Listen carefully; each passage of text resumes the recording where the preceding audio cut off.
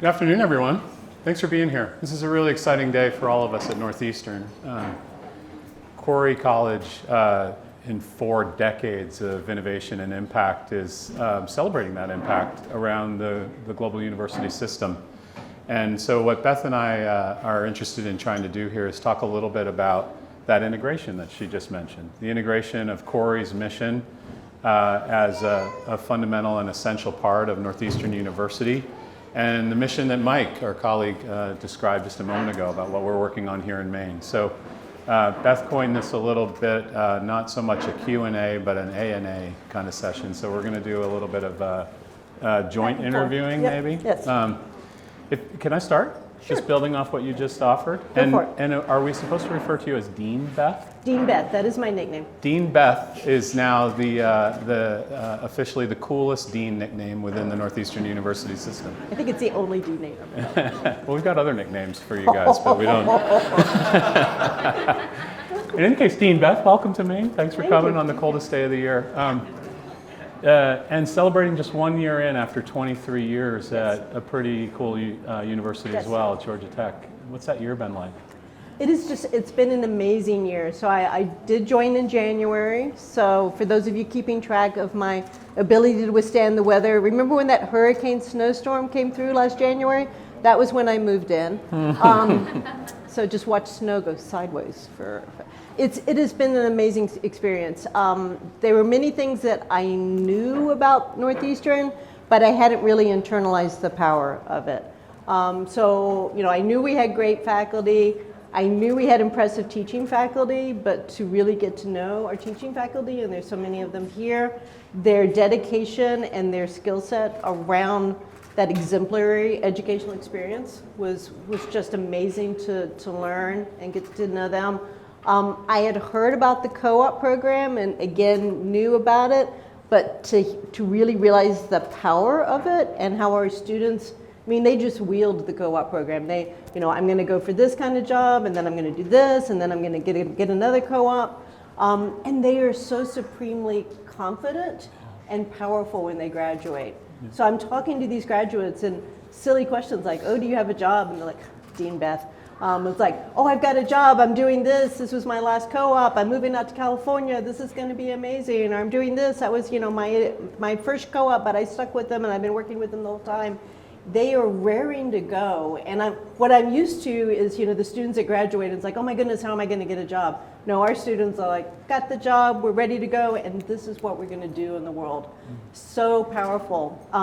There's the Bean Pot. Do you guys know about the Bean Pot? This crazy hockey tournament. I'm getting used to hockey.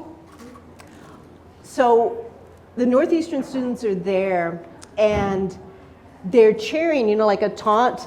We have co-ops. We have co-ops. I'm like, oh, that is so beautiful and so nerdy all at the same time. So it is so powerful them. And then the last point, which of course I'm going to mention because I'm here, but it is true. It is the global network, right? So Jody got me out very early on in my deanship and said, Beth, you're not going to understand Khoury College till you visit all of our campuses. Took me on the road, some other inclement weather. But I visited up and down the West Coast, and then I got to get out to London, and I'm back here for the 3rd time.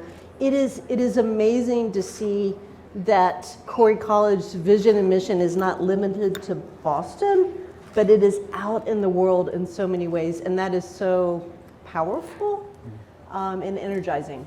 I'm loving it. 100%. I don't sleep much, but I love it. Yeah, just building on that a little bit. Many, but not all of you know, Northeastern now has 14 campuses around the world. And Khoury, before Dean Beth's leadership, was in the vanguard of the development of those campuses. We have a very large Khoury community in Seattle, for example. The Align program that so many of you who are studying here at the Roux was developed and incubated in Seattle. And then brought throughout the rest of the global university system. So Khoury is fundamental to the success of Northeastern's work around the world, and as Mike mentioned, it was the fundamental ingredient for our launch here at the Roux Institute 3 years ago. If I could just build a little bit more on the talk that you opened with around computer science for everyone, and I really loved how you connected that to opportunities beyond some of the world's megacities, to places like Portland, Maine, and Mike talked about how ability and capability, that's everywhere. But typically the opportunities that flow with that are concentrated in megacities. But here we are, Northeastern, making an investment in Portland, Maine, and Khoury's mission of computer science for everyone. How do you think about that in terms of translating into opportunities for people and their families, and in our case here in Maine, as a driver for economic development? So thank you, Chris. I think one of the things that I want to point to, and you've probably read about some of the big high-tech layoffs in some of these mega cities, and we've had a few Khoury students affected, actually very few. Even other folks are getting laid off, and Khoury students are like, no, my job offer is still good. We're good here because of the reputation and talents of our students. And those combined majors that I was talking about, that is a foundation that enables our students to not just have to think about the top 4 employers and not just have to think about the megacities, but if they're combining computer science, with healthcare, we have a focus on community health systems and public health systems. That enables them to go anywhere in the nation, right? And we have our most popular major, of course, is computer science and business, and we have folks going internationally, into banking, into different financial systems.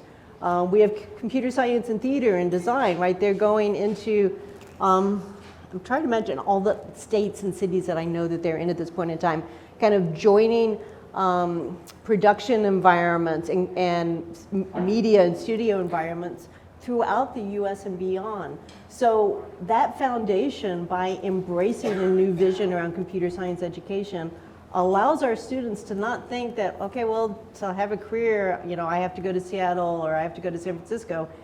They can go to where they want to go to both find the jobs and start the companies, as they're doing here in Maine, to follow their passions. So it's about empowerment. Absolutely. Maybe I'll ask one more question, Okay, and then we'll swap. We'll either swap or wrap this up.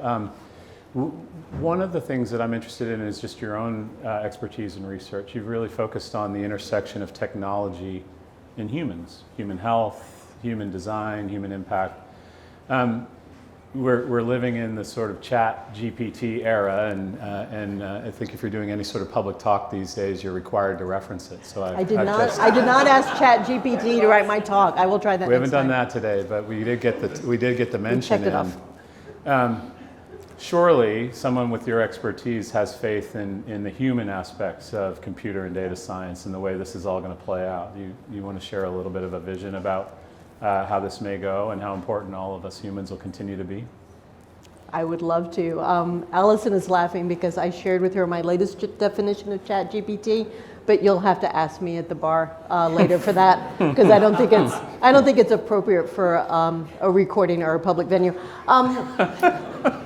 So I have worked. So my background, PhD in computer science and minor in engineering psychology. My entire career has been about this evolving intersection and edge between people and technology. And the fun part about that is computer scientists in the olden days, they when they thought of computer science capabilities, they would have that lovely hockey stick curve.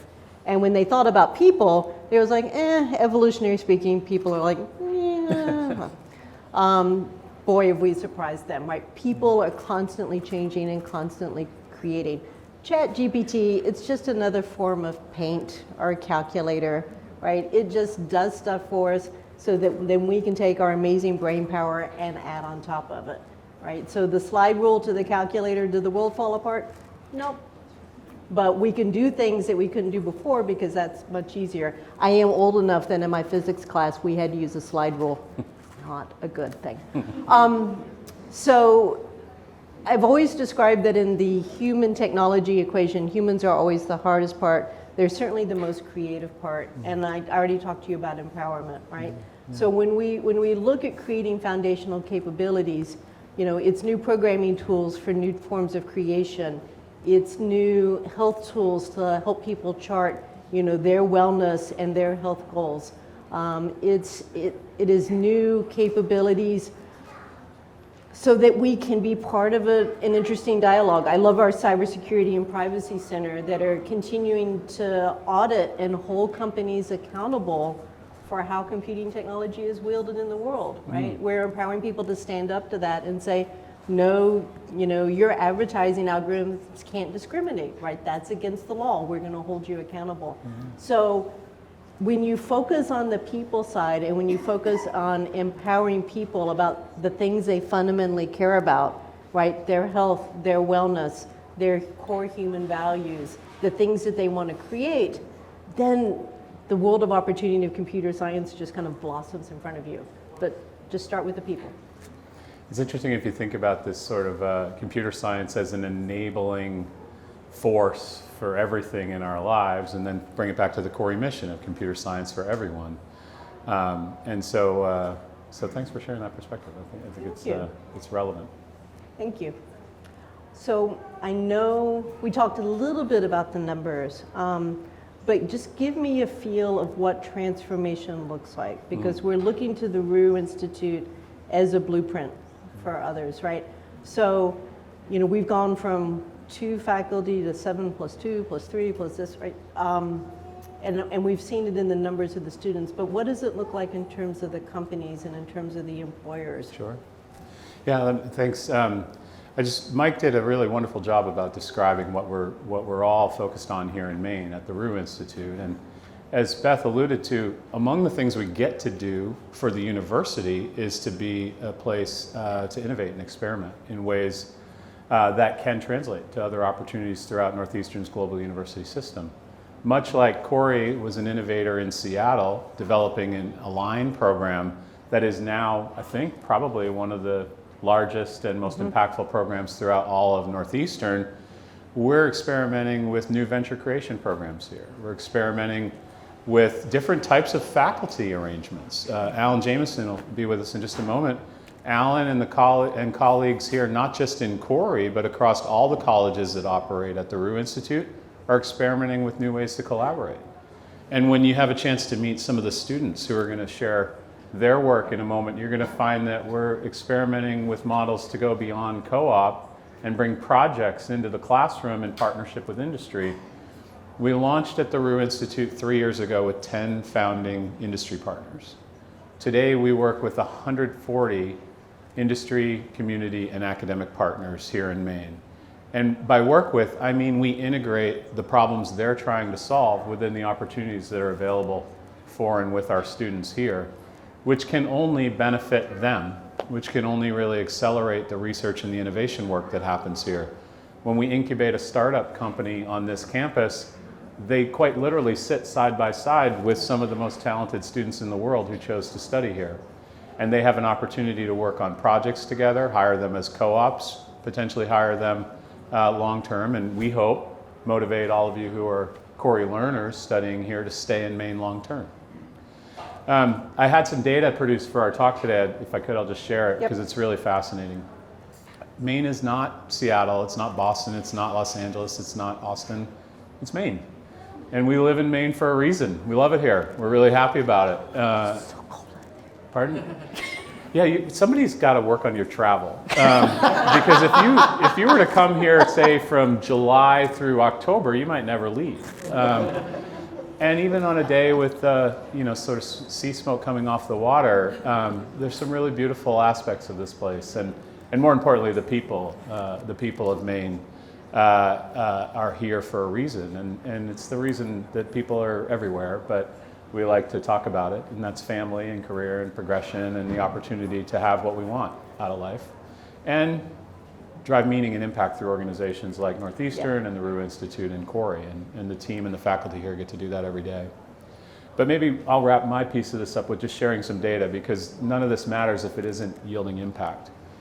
In Maine, in 2021, all of the colleges and universities in the state, so about 2 years ago, produced 148 computer science and data science graduates at the bachelor's level and 48 at the master's level. So call it 200 graduates from something like 13 or 14 colleges and universities. Today at the Roux Institute, we enroll 270 graduate students in computer science and data science through Khoury College, and we'll double that number next year. Think about the transformational impact of all of that talent on this community and this state as those students graduate in the next 2 to 3 years. There's also today, this is data we received just 2 hours ago, in Maine, 6,000 job opportunities, Dan Kolaski, we were talking about this just yesterday, seeking computer science, data science, or analytics competencies available to people who live and work in Maine right now. I'm not a computer scientist, but 6,000 job opportunities, 500 graduates, we have a massive opportunity to quite literally change the entire economy and the way the companies that are looking for those 6,000 people grow and pursue their next opportunities. And it only happens, because we have the partners through our college partners and Dean Beth and the faculty. And Alan's going to tell us about that in a moment. And most importantly, the learners who are really doing all the hard work and doing all the learning and who have all that opportunity before them. So, we get inspired about this just as we know the university is inspired about Khoury and its impact in 40 years of innovation and leadership. I can't wait to be celebrating the 40th year of Roux and see the kind of transformation that's made for this community and the people who live here. Thank you. Awesome, thanks. This was fun. We should pass it to Alan. We're going to hand it over to Alan Jameson. I'll let you do the honors and get out of the way. All right.